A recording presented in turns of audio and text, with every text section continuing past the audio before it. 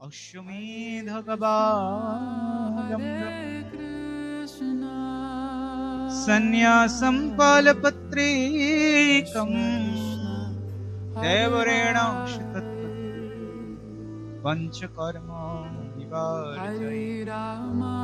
কলিযুগে অশ্বমেধ যজ্ঞ, হোমের যজ্ঞ, সন্ন্যাস, মাংস দ্বারা পিতৃ শ্রাদ্ধ, পিতার শ্রাদ্ধে যারা মাংস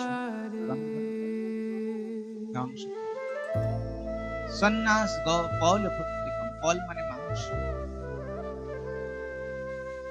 পঞ্চকর্ম বিবর্জয়, দেবরের দ্বারা সন্তান উৎপাদন, এই 5টি কর্ম কলিযুগে নিষিদ্ধ।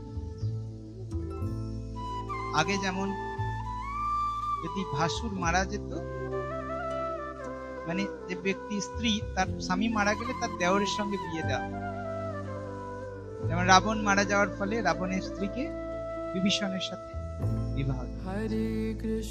কলিযুগে এগুলো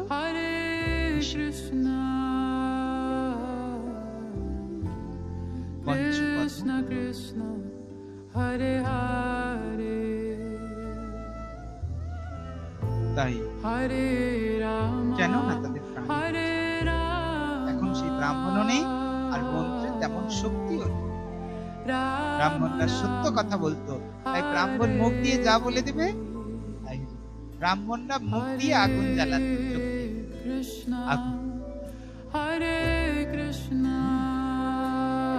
সংযম রাখা।